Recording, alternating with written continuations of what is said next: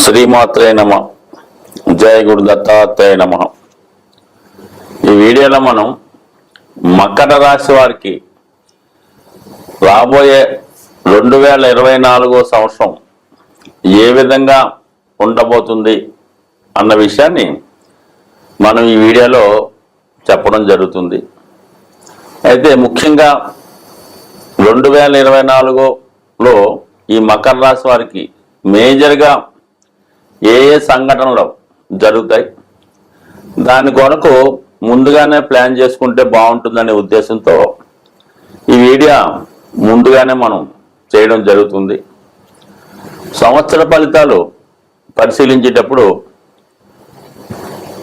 4 గ్రహాలు మాత్రమే పరిగణనలోకి తీసుకొని ఈ సమయంలో మీకు చెప్పడం జరుగుతుంది. రాహు, కేతువు, శని ప్లస్ గురువు, ఈ 4 మేజర్ గ్రహాలు నెమ్మదిగా సంచరించే గ్రహాలు కాబట్టి ఈ విషయంలో మీకు ఎటువంటి మేజర్ చేంజెస్ రాబోతున్నాయి అనే విషయాన్ని ఈ వీడియోలో తెలుసుకుందాం.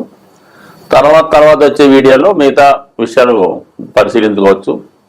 ముందుగా మకర రాశి వారికి ఒక అదృష్టం ఏంటంటే 2024 అంటే అది టోటల్గా మనం టోటల్ చేసినప్పుడు 8 అవుతుందన్నమాట. 2+2 అలాగే 4, 8వ సంఖ్య వచ్చింది. అంటే దానికి శని ఆధిపత్యం వస్తున్నటువంటి సంఖ్య. 100% ఈ మకర రాశి వారికి శని రాశ్యాధిపతి. అలాగే 8వ సంఖ్య ఈ రాశి వారికి చాలా అదృష్టకరమైన ఫలితాలు 2024 సంవత్సరంలో మరి రావడం అన్నది హ్యాపీగా అదృష్టపరంగా జరిగే అవకాశం ఉంది. సాధారణంగా ఈ మకర రాశి వారికి, కుంభలగ్నం వారికి కూడా ప్రతి 8 సంవత్సరాలకు ఒకసారి వాళ్ళ పుట్టిన రాశిని బట్టి ఏదో ఒక ఇంప్రూవ్మెంట్, ఏదో ఒక చేంజెస్ రావడం జరుగుతుంటుంది. మీరు గమనించినట్టయితే అది మంచిగానే రావడం జరుగుతుంటన్నమాట. సో ఇప్పుడు కూడా మరి ఈ సంవత్సరం 100% మీకు ఒక తీపి గుర్తుగా ఉండబోతుంది. ఇక రాహు, కేతువు 9వ స్థానంలోను, రాహు 3వ స్థానంలోను సంచరిస్తున్నారు. అంటే ఇంచుమించుగా ఈ 2024 సంవత్సరం అంతా కూడా అదే స్థానంలో ఉంటారు. శని భగవానుడు కూడా ఇంచుమించుగా మీకు కుంభరాశిలోనే, అది శతభిష నక్షత్రంలో ఇంచుమించుగా సంచరించడం జరుగుతుంటుంది. ఒక గురువు మాత్రం మొదటి 4 నెలలు మేషరాశిలో, అంటే మీకు 4వ స్థానంలో, తర్వాత మే తర్వాత ఇంచుమించుగా 5వ స్థానంలో సంచరించడం జరుగుతుంటుంది. ఇందులో మనకి బాగా అనుకూలించే స్థానాలు ఏవంటే ముఖ్యంగా రాహు 3వ స్థానంలో సంచరించడం అన్నది ఒక విధంగా సునాయాసంగా విజయాన్ని లభించే స్థానం అన్నమాట. అంటే ఉపచయ స్థానం అనేది 3, దాంట్లో ఉన్నటువంటి రాహు మీకు ఏ పనైనా చాలా ధైర్యంగా ప్రారంభిస్తారు, ప్రారంభించిన పని కంపల్సరీగా పూర్తి చేస్తారు అని చెప్పచ్చు. ఇది క్రీడా రంగంలో వారికి, పోలీస్ డిపార్ట్మెంట్లో వారికి చాలా అనుకూలమైనటువంటి స్థితి. ఎక్కువగా ఈ మకర రాశి వారు లేదా మకర లగ్నం వారికి దశమ స్థానంలో, అంటే తులారాశి దశమ స్థానంలో రవి నీచబడుతుంటాడు. మరి 8వ స్థానం అనేది రవి స్వక్షేత్రం అవుతుంది. అయితే ఏంటంటే దశమం అనేది మరి మనకి ఉపాధి ఇచ్చే స్థానం కదా, మన వృత్తి నిర్ణయించే స్థానంలో రవి నీచపడడం వల్ల ఎక్కువ శాతం మోస్ట్ ఆఫ్ ది మకర రాశి, మకర లగ్నం వారు ప్రభుత్వ స్థాయి ఉద్యోగంలో చిన్న స్థాయి ఉద్యోగం నుంచి ప్రారంభించడం జరుగుతుంటుంది.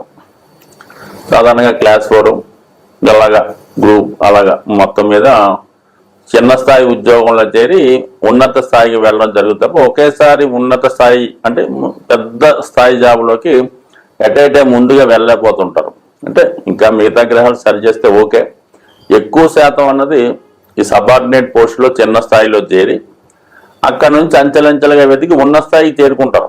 ఎందుకంటే రవి మరి దశమస్థానంలో నీచి పడినప్పుడు కూడా నెమ్మదిగా తన ఉచ్చస్థానానికి వెళ్తాడు కదా మేషరాశిలోకి. అందువల్ల రవి ఏ విధంగా అయితే ఇంప్రూవ్మెంట్ అవుతాడో వీళ్ళకు కూడా ఉద్యోగపరంగా ఇంప్రూవ్మెంట్ అవుతారు. బట్ అటువంటి చిన్న స్థాయి ప్రభుత్వ ఉద్యోగాలు ప్రయత్నం చేస్తున్న వారికి మరి ఈ సంవత్సరంలో ప్రభుత్వ ఉపాధి అవకాశాలు తప్పకుండా లభించే అవకాశం ఉంది. సో అది ఖచ్చితంగా బాగుంటుంది. దాని తర్వాత ఏంటంటే మరి 9వ స్థానంలో కేతువు. ఇది ఆధ్యాత్మిక రంగంలో ఉన్న వాళ్ళకి బాగుంటుంది. ఎవరైతే వాళ్ళు స్థాయిని బట్టి, వాళ్ళ యొక్క వయసును బట్టి, వాళ్ళ ఆలోచనను బట్టి చాలా వరకు ఆధ్యాత్మిక రంగంలో కానీ లేదా న్యాయవాది వృత్తి, ఉపాధ్యాయ వృత్తి లాంటి దాంట్లో బాగా హయ్యర్ స్టడీ మాట, బాగా హయ్యర్ స్టడీ డెప్త్ స్టడీ నేర్చుకున్న వాళ్ళకి కేతు బాగా ఉపయోగిస్తాడు. అంటే కేతు అంటే ఒక జ్ఞాని. జ్ఞాని అంటే అన్ని విషయాలు తెలిసినవాడు, అన్ని విషయాలు తెలుసుకున్నవాడు జ్ఞాని అవుతుంటాడు. అటువంటి జ్ఞానికి సంబంధించినటువంటి కాబట్టి అంత ఇవన్నీ ఉన్నత స్థాయి పిహెచ్డి చేసేవాడికి, అలాగే న్యాయవాదులు అత్యున్నత స్థాయి సబ్జెక్ట్ నేర్చుకున్న వారికి, ఏ విధమైనటువంటి కోరికలు లేకుండా నిడారంభరంగా ఏదో ముక్తి కోసం మోక్షం కోసం ప్రారంభించామన్న వాళ్ళకి ఈ కేతువు ఉపయోగపడతాడు. అంటే ఏదన్నా ఆధ్యాత్మిక రంగంలో ఉన్న వాళ్ళకి కేతువు ఉపయోగపడే అవకాశం ఉంది. అలాగే సేవా కార్యక్రమాలు, పుణ్య కార్యక్రమాలు చేద్దాం అనుకున్న వాళ్ళకి కూడా ఈ సంవత్సరం మరి మీకు అనుకూలంగా ఉంటుంది. హ్యాపీ. ఇక గురువు యొక్క స్థితి కంపల్సరీగా ఏప్రిల్ నెలాఖరు వరకు, అంటే మొదటి 3 నెలల రూపులో 4వ స్థానంలో ఉంటాడు.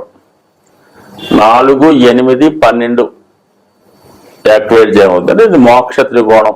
అంటే మోక్ష త్రికోణం అంటే ఇది పుణ్య కార్యక్రమాలు చేసేవాళ్ళు. కానీ కంపల్సరీగా ఏప్రిల్ లోపు ఈ రాశి వారికి ప్లేస్ ఆఫ్ చేంజ్ రాబోతుంది. వేరే గృహానికి మారడం కానీ, వేరే ప్రదేశానికి మారడం కానీ, వేరే రాష్ట్రం కానీ, వేరే దేశానికి మారే అవకాశం ఉంటుంది. అంటే ఇక్కడ 12 కూడా యాక్టివేట్ అవుతుంది కాబట్టి కంపల్సరీగా చేంజ్ ఆఫ్ ప్లేస్ తప్పనిసరి. దానికి శని భగవానుడు కూడా మీకు 2వ స్థానంలోనే సంచరిస్తాడు కాబట్టి సంవత్సరం అంతా కూడా ఏప్రిల్ లోపు ఈ రాశి వారు ప్లేస్ చేంజ్ చేసుకుంటారు. చాలా మందికి ఏంటంటే ఒకవేళ వాళ్ళ ప్రయత్నాన్ని బట్టి ఎప్పటిదాకా కట్టుకోకుండా ఉంటే ఇదే చివరి అవకాశం అన్నమాట. ఇంకొక సంవత్సరంన్నర లోపల గృహం కొనుక్కోవడం కానీ, దానికి తగినటువంటి ఏర్పాట్లు చేసుకోవడం కానీ, స్థలం కొనుక్కోవడం కానీ, లేదంటే ఇల్లు కట్టుకొని మారడం కూడా జరగవచ్చు. సో ఏదైనా ప్రయత్నాలు చేసుకుంటే మంచిది. ఇంకా మే తర్వాత మాత్రం గురువు మీకు వృషభ రాశిలో ప్రవేశిస్తాడు. అంటే అది పంచమ స్థానం. ఇది 100% మళ్ళా చాలా కాలం తర్వాత ఒక మంచి రిలీఫ్ ఈ వృషభ రాశి వారికి ఇవ్వడం జరుగుతుంది. అంటే 1వ స్థానాన్ని చూస్తాడు 9వ దృష్టితో, అక్కడ నుంచి 9వ భావాన్ని చూస్తాడు. సో అలాగే 11వ భావాన్ని చూస్తాడు. అంటే ముఖ్యంగా గురువు ధనకారకుడు, సంతానకారకుడు, అదృష్టానికి కారకుడు, సహజ భాగ్యాధిపతి అవటం వల్ల, అందువలన ముందుగా ఆర్థిక పరమైనటువంటి సమస్యలు తొలగిస్తాడు. ఎందుకంటే ఇప్పటికే ఒక 6.5 సంవత్సరాలుగా ఈ ఏలినాడు శని ప్రభావం వల్ల చాలా వరకు ఆర్థిక పరిస్థితి తారుమారై ఉంటుంది చాలా మందికి. కానీ గురువు మారిన తర్వాత మే నుంచి ఆర్థిక పరంగా సోర్స్ ఆఫ్ ఇన్కమ్, కొత్త ఇన్కమ్ ఏర్పడటం కానీ, లేకపోతే మీ సంతానం వాళ్ళకి జాబులు రావడం వల్ల, ఉద్యోగాలు రావడం వల్ల వాళ్ళు మీకు సంపూర్ణ సహకారం చేయడం జరుగుతుంటుంది. దాంతో చాలా వరకు ఆర్థిక పరంగా ఒడిదుడుకులు తగ్గుతాయి. అంటే పంచమం కాబట్టి అసలు పిల్లలకి జాబులు రావడం కానీ, లేదంటే మీకు సంతానం కలగడం కానీ, వారి యొక్క అభివృద్ధి, అంటే పిల్లల విషయంలో శుభవార్తలు వింటారు. మీకు కూడా ఒక విధంగా భాగ్యోదయం అవుతుంది అన్నమాట. సో అక్కడ నుంచి నెమ్మదిగా ఫైనాన్స్ పొజిషన్ మాత్రం మారుతుంది. అలాగే జీవన విధానంలో, దైనందిన జీవితంలో, ఎందుకంటే మరి గురువు పంచమంలోకి మారి లగ్నాన్ని చూస్తారు కదా. సాధారణంగా ఈ ఏలినాడు శని ప్రభావం ఉన్నప్పుడు అనుకోకుండా జాతకుడు కొన్ని వ్యసనాలకో, కొన్ని బలహీనతలకో లోనవడం జరుగుతుంటుంది.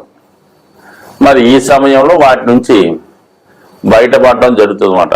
నడవడికలో కానీ, ఆలోచనలో కానీ, అలవాట్లలో కానీ, క్రమశిక్షణలో కానీ, వేషధారణలో కానీ కంప్లీట్గా మార్పు రావడం, అలాగే సాంప్రదాయంగా ఉండడం జరుగుతుంటుంది. చిన్న చితక అలవాట్లు, బ్యాడ్ హ్యాబిట్స్ లాంటివి ఉంటే అవి సంపూర్ణంగా విడిచిపెట్టడం కూడా జరుగుతూ ఉంటుంది. అది మనసులో వాళ్ళు కొంత కలిగితే గురువు దాన్ని సహకరించి ఒక గురువు సహకారంతో, అలాగే పెద్దవాళ్ళ యొక్క సహకారమో పిల్లల సహకారంతోనో మీ యొక్క వ్యసనాల నుంచి, బలహీనతల నుంచి బయటపడే అవకాశం ఉంది. అంటే ఇది అందరికీ కాదు, అది ఉన్నవాళ్ళకి మాత్రమే అది అనుకూలంగా ఉంటుంది.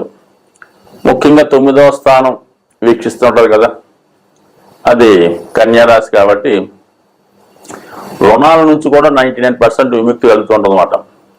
ఇది 9వ భావాన్ని వీక్షించడం వల్ల ఒక అదృష్టం కారణంగానో, వేరే లంసంగా అమౌంట్ రావడం వల్ల, ఎవరి సహకారంతోనో బాధ్యతలు, అంటే రుణాలంటే బాధ్యతలు కూడా ఉంటాయి, అలాగే దానికి సంబంధించిన చికాకులు కానీ, వ్యసనాలు కానీ, ఇవన్నీ కూడా ఒక విధంగా బయటపడడం అన్నది రుణాల నుంచి బయటపడినట్టే చెప్తూ ఉంటుంది. కాబట్టి అటువంటి బలహీనతల నుంచి బయటపడడం, రుణాల నుంచి విముక్తి, వ్యసనాల నుంచి విముక్తి, ఇవన్నీ ఈ జాతకుడికి లభించే అవకాశం ఉంది.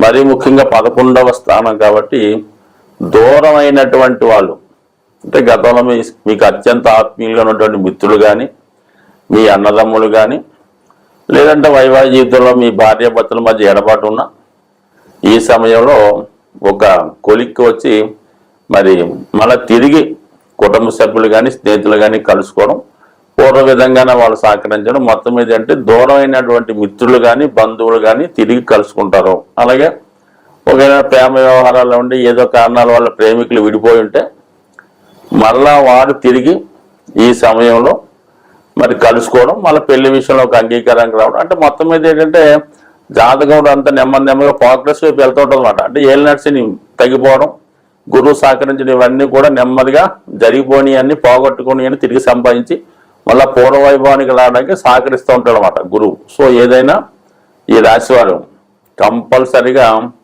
శని భగవాని అనుగ్రహ నిమిత్తం ఎక్కువగా ప్రతి నెల శివునికి అభిషేకం చేయించుకోవడం, వీలైతే శనికి ఒకసారి తైలాభిషేకం చేయించుకోవడం, వీలైతే సప్తమికి రుద్రాక్ష ధరించడం ద్వారా చాలా వరకు 2024 ఈ మకర రాశి వారికి న్యూమరాలజీ ప్రకారమైన, అలాగే సంస్కృతి మన సాంప్రదాయ ప్రకారమైన కంపల్సరిగా ఒక బెస్ట్ ఇయర్గా ఉండే అవకాశం ఉంది. స్వస్తి.